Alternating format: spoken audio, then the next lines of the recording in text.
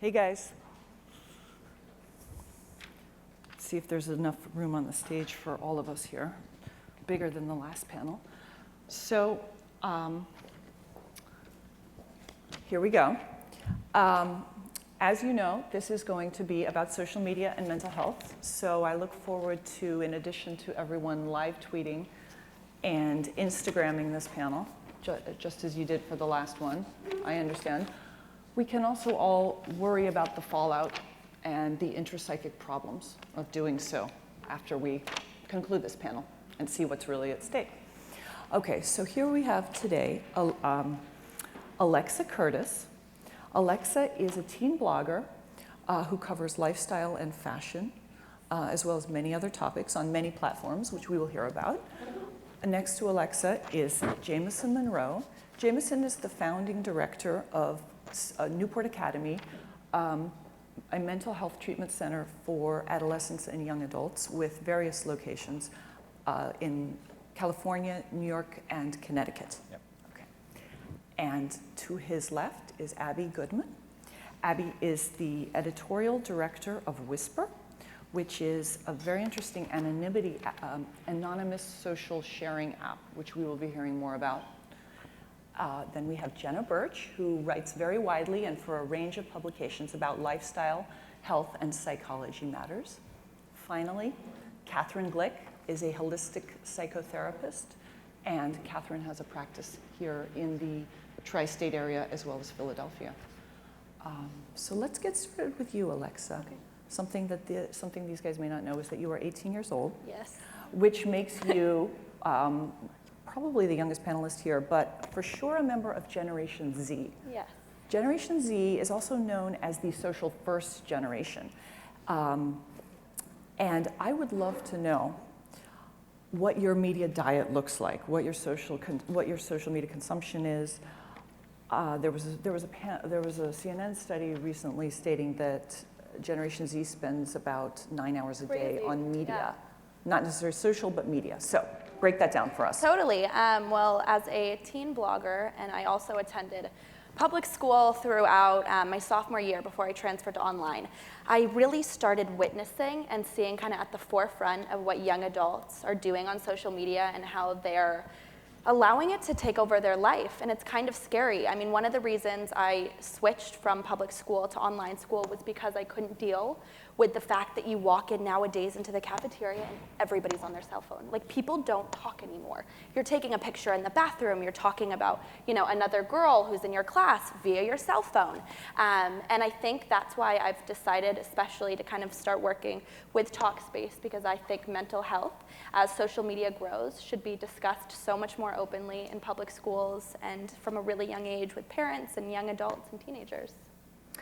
Tell us about the specific apps that you and your cohort use.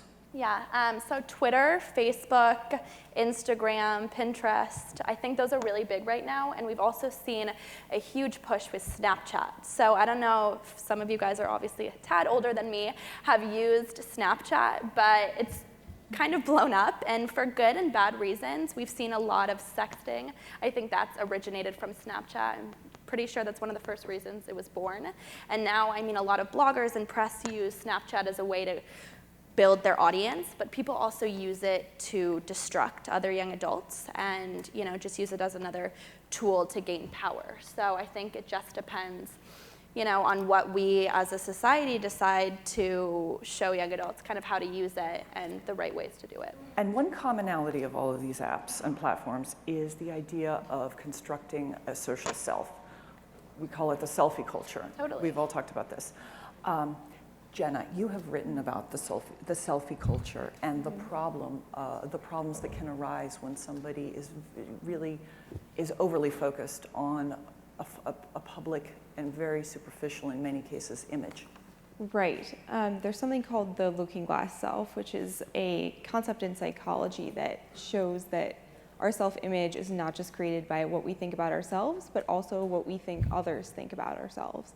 So when you're posting to social media and you don't get enough likes, then all of a sudden you have a worse self-image than you might have had otherwise. And we have so many ways by which we can be judging by which we can be judging each other, and then we judge ourselves based on how we think that other people are seeing us. So this can create anxiety, it can create a lot of depression. I think, like Alexa said, we're just consumed by what others think about us at all times, whether it's Instagram, Facebook, you know, we put those photos out for validation, and it's really affecting us mentally.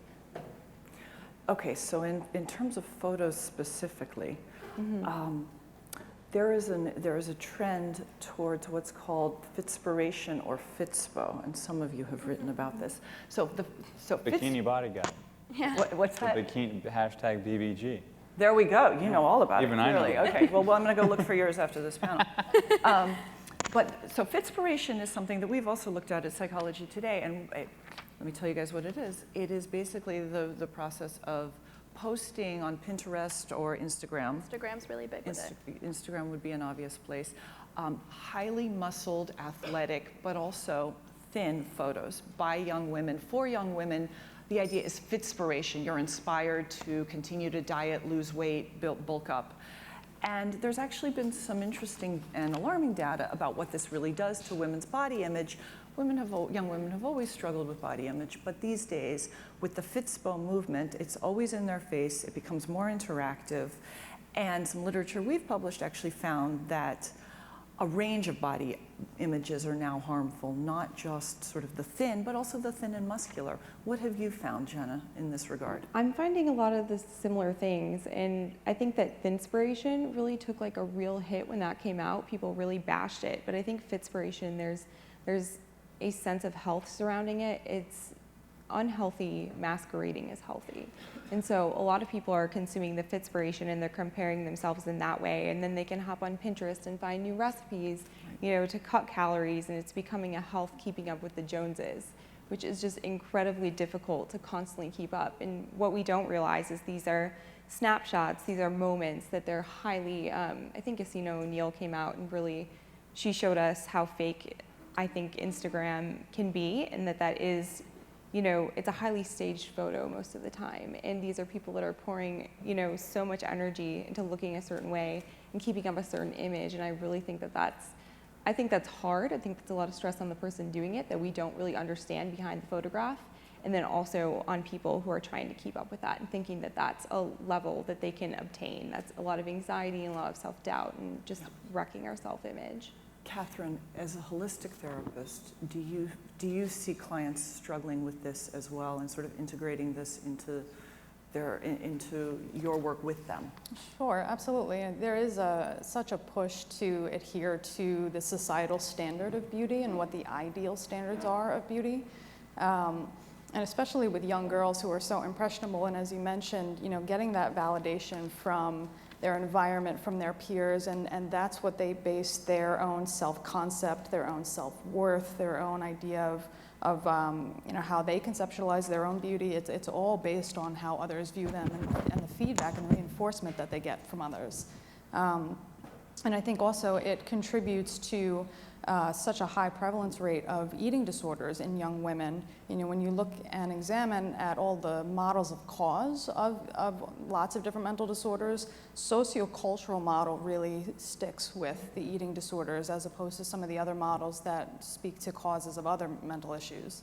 You know, and again, it speaks to the pressure of society, of peers, of culture, and really having to meet the ideal standard, and it's tough. Yeah.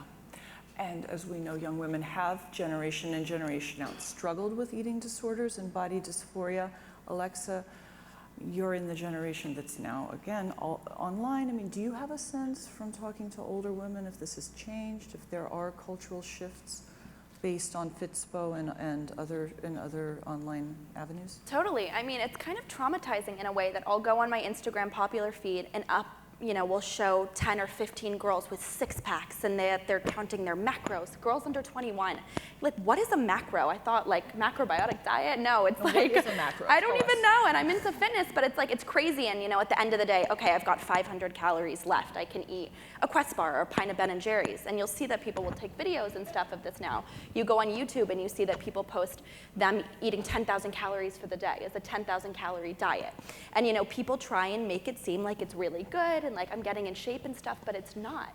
It's just enabling other young adults to track what they're doing, and then it becomes obsessive. So I think obviously when Instagram, Facebook, Twitter, when that wasn't around, people probably, I mean, obviously had mental issues when it comes to, you know, food and anorexia and eating disorders and stuff, but now it's accepted to track that kind of stuff. It's like, it's cool and it's trendy, and, you know, a 4-pack to a 6-pack to a God knows whatever pack you can get, the maxed, that's really expected. Jamison, how do you help young people coming into your program with Well, let me just add to what we see, and I think a little bit about why we see it is that, you know, we treat teenagers for eating disorders, for self-harm behavior, for drug addictions, trauma, a lot of different mental health issues in both inpatient centers and outpatient centers. And when I was a senior in high school in '98 and '99 in Houston, Texas, the whole school got laptops. And our biggest distraction was we were AOL instant messaging each other in class. Yeah. We didn't have cell phones yet, but it was hugely distracting before they figured out how to control the internet years later. It was a wide open network the first year. It was great. What's interesting is that we, social media, in my opinion, and I think we're here to talk about kind of the pros and the cons, and I think what we're talking about some of the cons right now is that, as Kat was saying, the social acceptance of, you know, and it's Fitspo, but it's Thinspo, it's pro-ano, it's current weight, it's goal weight. You know, we look at all this stuff and we see a lot of teenage girls coming in with their social media profiles based on a lot of these things, and it makes the obsessive weight, workout, calories more socially acceptable, whereas in the past, like if you had a small group of girls in a community, and one or two had the issue, like everyone kind of knew about it, but now you can just sit in your room by yourself and be connected to so many people that are sharing in this obsession, a little bit more in the dark or in the closet, if you will. and that can this public, almost performative aspect can actually fuel the behavior. Yeah, exactly. And so what we also see is that on the whole social media side of things, and we were talking about this backstage a little bit, is that kind of it's not only the obsession of being something physically speaking, but we were talking about kind of socially speaking, and when you get a like or a number of likes, or you reach a certain status in one of the social media platforms, you know, each like increases dopamine, as we've seen in a lot of research, right? Well, guess what? You know, cocaine increases dopamine. You know, making yourself vomit if you're bulimic increases dopamine. These are reward things for the brain, and in an adolescent that has a rapidly developing brain, and those reward centers and those pleasure centers are all coming on board in different ways at different times. If you're deriving pleasure from this, then that could be, you know, it's a whole new paradigm we're dealing with, and it could be a recipe for ignoring kind of real world pleasures of building true person-to-person relationships and things like that. So that's where I find some caution. Well, and I absolutely think we will get into this question of how reward centers can be hijacked by online use. But I want to also say that we all know, because we're all here and technology users, that there are many really positive outlets for technology in the mental health space and in the mental health treatment space and in the talk space. So I want to ask Abbey to share a little bit about Whisper, which is a relatively new, I think launched in 2012. Yeah. Whisper is the largest online social platform where people share their real thoughts and feelings without identities. And it was basically started in response to everything we're talking about here, the pressure of the performative aspect of social media, creating anxiety, insecurity, and our CEO and co-founder, Michael Hayward, wanted to have a place where people can have honest, authentic conversations where we're not tied to likes or images, the highlight reel, so to speak. And speaking of body image, we have, after the weekend, we noticed that our users, after they're seeing their friends on social media at parties and other platforms, showing the best of their weekend, we noticed that on Mondays, there's often a conversation about body image or about these topics that are a result of the looking glass effect. And Abbey, did you have some slides that you wanted to share? Oh, here we go. Here's just some examples of the type, at Whisper we believe in using anonymity as a shield and not a sword. And so it's a place to talk about what you really think and share confessions, trade advice. People are documenting personal journeys. This is just some examples of what you see when it comes to what people are sharing. From the humorous to the heartbreaking, Exactly right. Yeah. Here's an example. We have some partnerships. This is with the Ad Council about bullying. And so at Whisper, we of course have a zero tolerance policy for bullying and harassment, and we do that with proactive moderation, but also infusing these discussions right into the conversations within the community. So here's an example that we had previous was Ad Council. This is an ad campaign that we did with Coke talking about issues that we both feel passionately about and want to make sure that, again, in the spirit of this authentic conversation, to not sweep some of these discussions under the rug, to have them out in the open. And it's been extremely successful. This is our nonprofit arm, Your Voice. Abby, sorry. yeah. No, I'm sorry. No, a question about anonymity, because I think that's a key factor here. It seems to me that there is a shift towards anonymous use online generally. Snapchat is a little more obscured in that one doesn't know the number of followers. Is that correct? I mean, you can't track them, but you know who your friends are. Like, you know who adds you and stuff. Your one's a little shielded. This is Whisper is, of course, completely anonymous. There's a new app that just launched called Coco. It was developed at the MIT Media Lab, and that's real. People post anonymous questions and invite the sort of hive mind to suggest reframes. I think it's important to note there that people aren't just giving advice, but they're actually going in and helping people rethink the posted problem, also completely anonymous.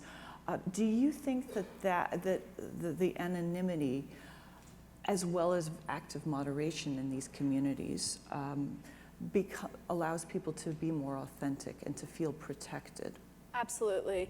We promote an atmosphere of positivity, authenticity, and empathy, and also anonymity. There's research, Michael Slepian from Columbia University studies secrecy, and he's found that people who feel that they have a secret or something that they can't share with anyone else, whatever variety, life becomes more difficult all around when you're carrying that around. And when you share that anonymously, you instantaneously relieve that burden. And so there's catharsis in just the act of it, and within Whisper there is this supportive community around it. How does that translate into real world on or text-mediated therapy, Catherine, in terms of disclosure? I think, and this is one of the beauties of Talkspace is the anonymity factor, and it allows people that struggle with shame, struggle with guilt, struggle with issues that they would not otherwise feel comfortable speaking to somebody face to face about. It allows them to have a platform to come and just get that stuff out, have that catharsis and actually have it received by a trained professional who can help that person work through some of those things. I've had a number of clients who have stated to me that they would never share some of the things that they share with me with somebody face to face. Really? But the fact that I can't see their face, the fact that I don't know every personal demographic information about them, the fact that they have that protection allows them to feel more free to actually seek the help that they need to get. That actually makes a lot of sense. And I know Crisis Text Line, which is a very big, first point of contact for people, also completely anonymous, has found similar, has similar findings in that regard in terms of the disclosure factor. So let's go back to Jamison's point about media overuse, because this is something that we've all back-channeled about, and we all, I think, in our own lives know is a problem. How does social media use factor into the people you are meeting at Newport? Gotcha. Well, I think we've covered some of the ways that it makes risky behavior a little more socially acceptable. We didn't talk about cutting too much, but self-harm and cutting, I think we've seen a big uptick in that as technology has become more prevalent, actually. And like you said, I mean, I don't have Instagram on my phone for a reason. It's because for me, like, I check it too much, and it's too distracting, and it's good and bad, right? So. But in our inpatient treatment facilities, we're very fortunate in that we don't allow technology. So like it's great. Kids have to give over their cell phones, and it's literally, I mean, there are withdrawal symptoms. Literally, there are withdrawal symptoms that are very similar to any type of drug. You know, look at heroin. Look at the physical symptoms of heroin withdrawal, and you'll see cell phone withdrawal is very similar. I mean, you've got, you know, shakes. You've got just super high anxiety, increased heart rate. I mean, you've just got all these crazy things, and you'll see for the first few days of treatment, kids don't know what to do. They literally don't know what to do themselves when they have a quiet moment. Now, we teach them, you know, meditation and mindfulness and yoga and a lot of other, and then a lot of DBT skills and a lot of coping skills to self-regulate their anxiety and emotions that have been there, but they've been self-medicating with something else. Yeah. And so that's where kind of in the whole treatment of things, we find that you know, when someone reaches a point to where social media has more or less taken over their lives, or if you want to call it an addiction to technology or gaming or World of Warcraft or something like that, that's kind of the last straw, if you will. And when we start to peel back the curtain and we look at the underlying causal issues so that we can address those really, like, you know, we see, you know, a lot of gamers the real kind of diagnosis will be more of OCD, you know, and then underneath that OCD, you've got a lot of toxic stress, early childhood trauma, and things like that we need to address, that these coping mechanisms have kind of been layered on top to where finally, you know, we get a call from a parent who's like, my son is in his room, you know, for 14 days straight, and he's up for 72 hours at a time, and I don't know what to do, and so often the tech use is the sort of very contemporary response to an underlying and mental health, emotional, an underlying problem. Exactly. Alexa, you're nodding your head. Have you tried to detox and not been able to, so to speak? Yes. Tech detox. Got to be careful with that word here. And I think it's funny because you're older than me, and hearing what you actually think about people like me who are on their phone all the time. Right. And I think definitely the fact that I'm a full-time blogger, I mean, I have to a lot of the times go to dinner and force myself to put down my phone. But it's like, what if it's a working dinner? What if I have to take pictures of this dinner? And then an hour into the dinner, I'm still on my cell phone. And I think a lot of young adults, you feel that anxiety when you don't have your phone. I mean, even if I don't have my phone and I can't check my email, or especially if you have no service, it's like your mind, it just doesn't stop. And it's kind of scary a lot of the time. Stop. That's interesting. It doesn't stop. Jenna, is this something that you have studied and written about as well? Yeah, I mean, in part, it's making us socially awkward, I think, in some ways, that we're connecting to each other on these islands alone sometimes, but constantly. It's a constant feedback kind of thing. And in the millennial generation too, I mean, I've done the same thing where I've tried to, you know, scale back on my social media use, and I have a friend who checks her phone twice a day, and that's it. And to us, it's like bizarre. It's like, why on earth are you not getting back to me? And we realized that she was doing this twice a day, and she just seems more free of things. And it's just, it's good if you need it to like be able to say, okay, I'm doing too much, and to really scale back. But how does a person who maybe doesn't have great executive function, isn't so well regulated, implement that for themselves? Catherine, this is something you work with people on. Sure. Well, you know, it's challenging, especially if you grow up with technology being so normal. I was fortunate enough to grow up in an era where we also didn't have cell phones, and even when cell phones came out, nobody really used it for texting. Texting was like this foreign thing. So the generation now that's grown up with having phones with them, you know, from early childhood, it's really challenging to implement self-control strategies. Especially, and this is something that, you know, just to speak to a little bit to what Jamison said, you know, there is this compulsive need to escape from the present moment, especially if the moment is uncomfortable or painful or boring, or if you don't have other skills to navigate through negative emotions, or even just feelings of boredom. So there's this constant need to just escape from that. And so learning how to tolerate boredom and other negative emotions and actually stay in anxiety as opposed to have this constant need to push it away or to escape through a screen. utilizing mindfulness practices, just to have that self-awareness of like, okay, what's going on internally with me right now, and what would be a good choice as far as my response to myself. Yeah. And it occurs to me that Whisper is in a way a positive attempt to reframe a difficult present moment. Absolutely. We have to speak to that, our users are going on sort of staying in that present moment discomfort or need to release, going onto the app 20 times a day to be in this moment, but also relieve themselves of the same thing. And we have what was up on the screen earlier, we have a nonprofit arm called Your Voice, talking about destigmatizing mental health issues for young adults. And so any conversation that comes out of Whisper is also backed by resources to be able to get the help that you need. I think that, it's, sometimes I compare it to the drug war. It's like we're, in the drug war for decades we've been trying to limit the supply, but what we really need to do is work on the demand, right? And so it's like, same thing with social media. We've seen this huge influx of all this content, and it's only going to get greater and greater and greater, but there's no way to disseminate kind of the good from the bad yet, you know what I mean? Which is why I love, our host here today and other people like Whisper that are trying to put out, more positive and free spaces for people to navigate what's going on in their lives. And what's going on in their lives today is a lot of social media type stuff is based on technology, right? So, like I haven't seen, a fifth grade class on best practices in internet usage. Right. You know what I mean? Like, where's that class? And, Well, is it happening at Newport?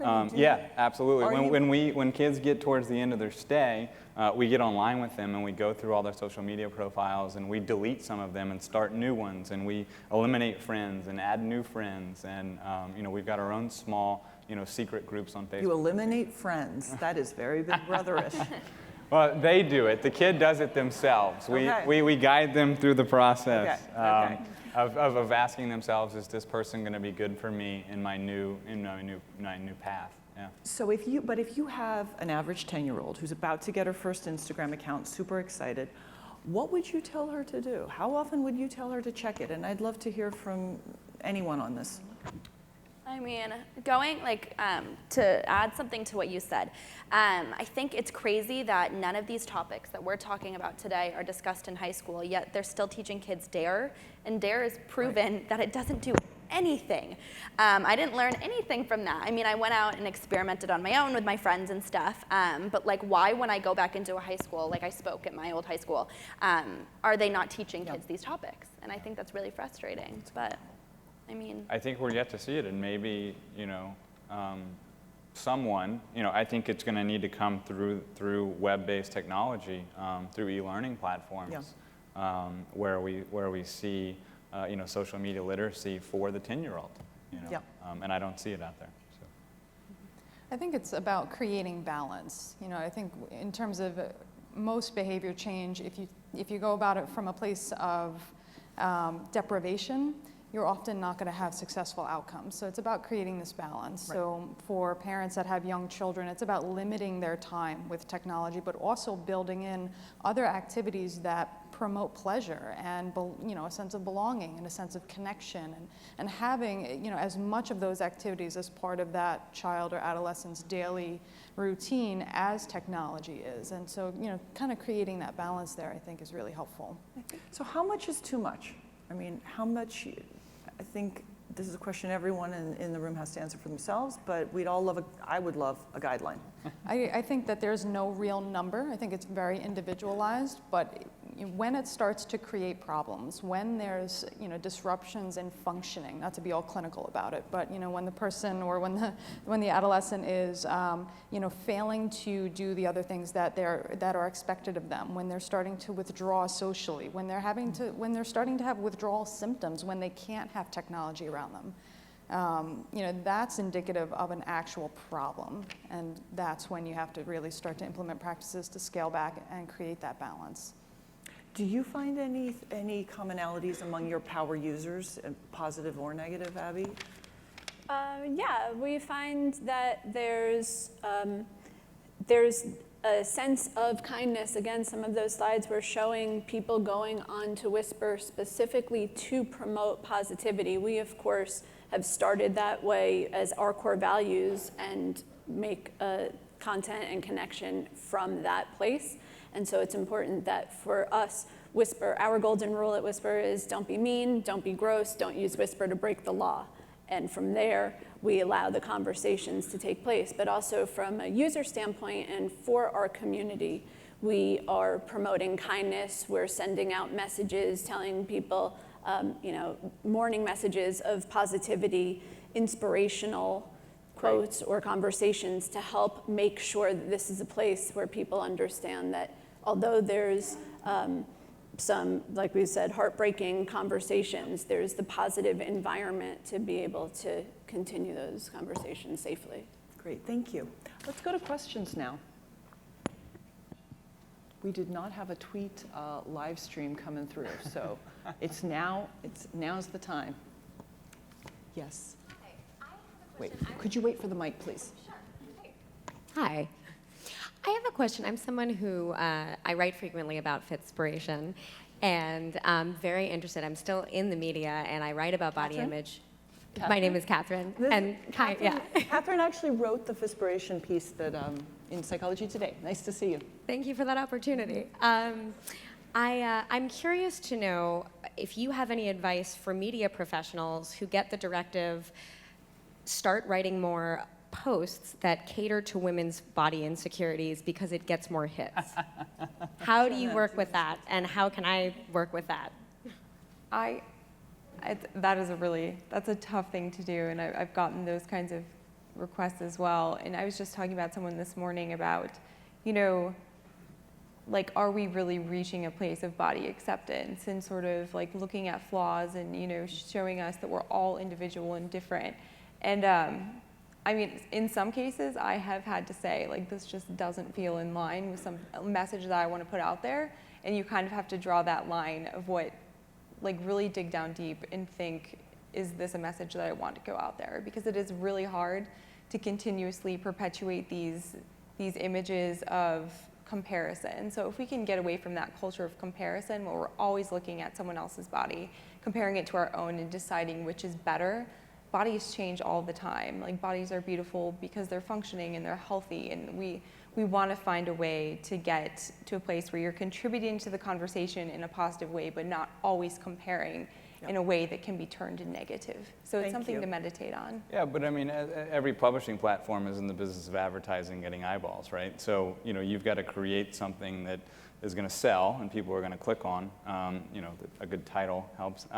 But then also, like she said, including that content would be so valuable to people, you know what I mean? And like I said earlier, it's like, actually, when I go online, like, I get inspired to work out because I see people that are fit and healthy and stuff like that. Like Rich Roll, he's a vegan triathlete, and like he looks like Adonis, you know what I mean? It's like that inspires me to go out and run a few miles, you know what I mean? So it can be, that's where on the positive side of things, it can be extremely positive, to motivate people to be healthy as well. So I think including kind of the not all the bad, but a lot of the good as well in any piece that you write would be very welcome.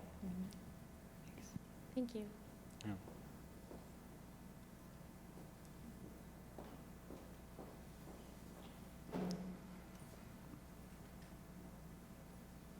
So my question was, I've been thinking about social media and the responsibility that there is for sites like Whisper, Facebook, Twitter. Some sites now have the ability to report or notify about people who may be suicidal or who need resources and referrals. And I'm wondering, is there a responsibility for sites like Whisper to offer referrals to maybe Talkspace or other concrete services that people may need to get that support? Yeah, we take that responsibility seriously, and so in cases of imminent suicide, suicidal thoughts, we watermark the post. Whisper is text and image, and when the user says something that we notice is imminent suicide danger, we watermark it. That was also up on the screen, and we refer them to the National Suicide Prevention Talk Line. This is actually an interesting question because algorithmically and through deep learning, it's now becoming increasingly, one is increasingly able to, some of these communities like Facebook increasingly can patrol for suicidal ideation and trigger words. And the programs are actually getting very sophisticated. The problem is you don't want to risk false positives or false negatives. And I think meaning you don't want to alert put up an alert when in fact the person was fine. And you don't want to be in their legal liabilities with failing to flag.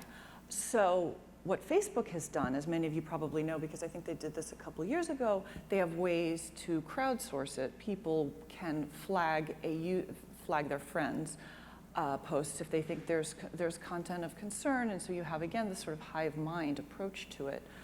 But it'll be interesting to see how, as the ability to really to churn through these posts and extract real information, real emotional content increases, how the platforms themselves choose to respond. Because right now, Facebook very much puts it out onto the user and the user community.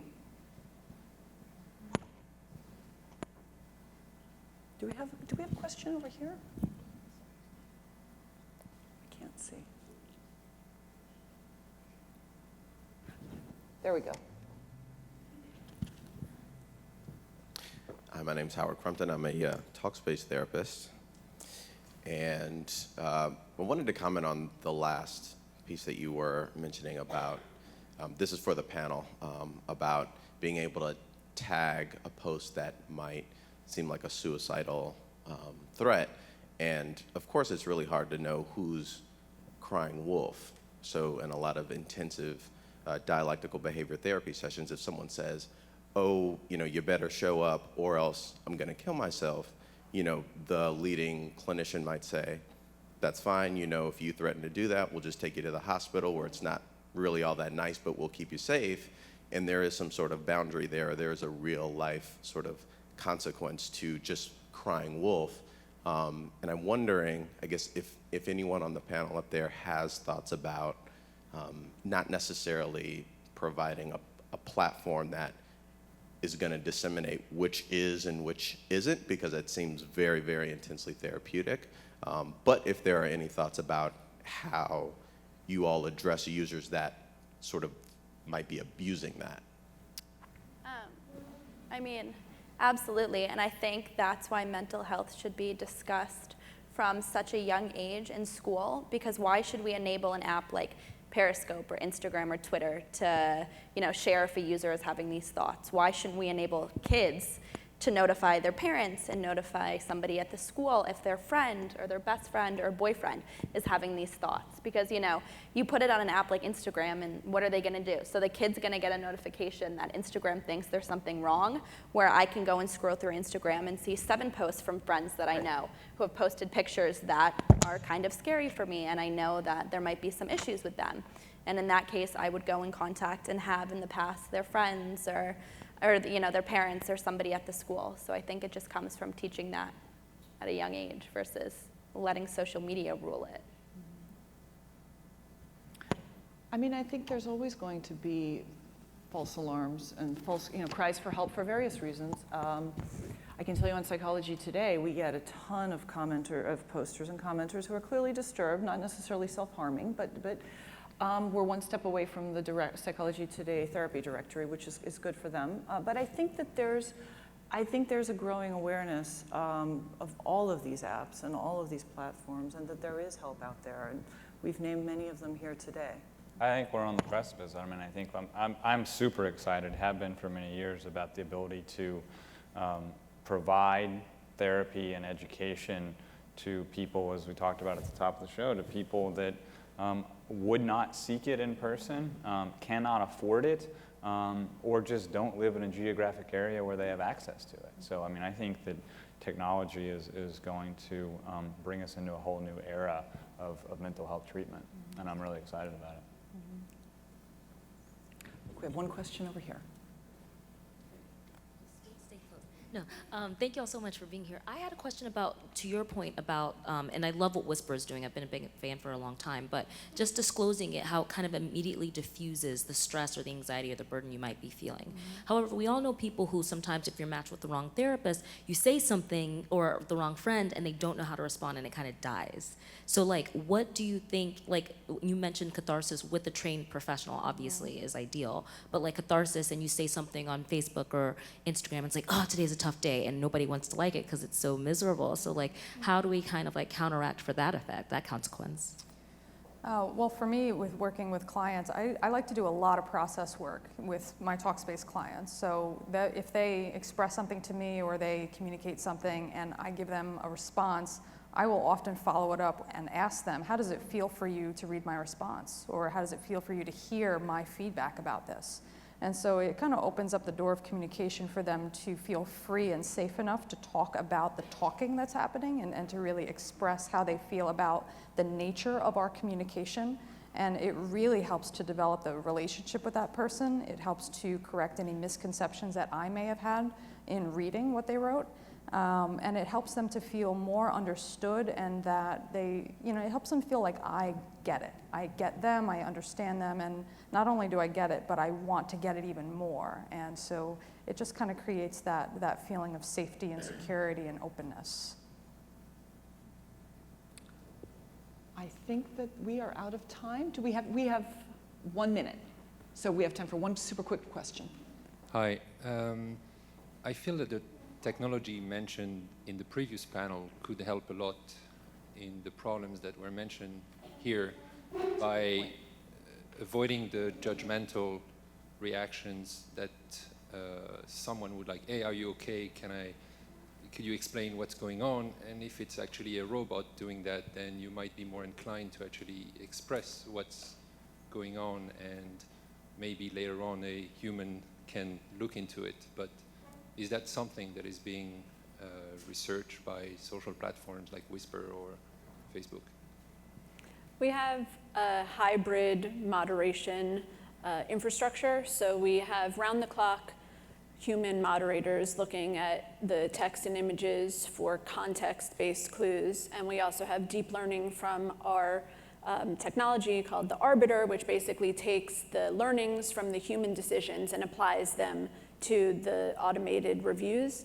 And so together we're able to identify what users are talking about. But for the most part, there's, whispers are human interactions.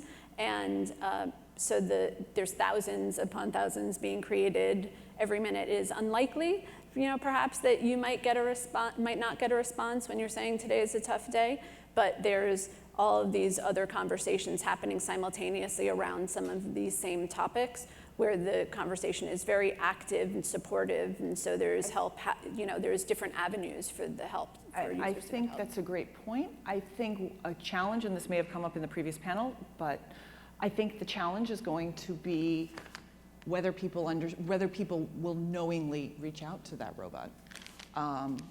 I think there's no question that could be an excellent anonymous mediator. The question is, how do you spin it for the human to make it palatable? So there we go. 2 panels, wrap up.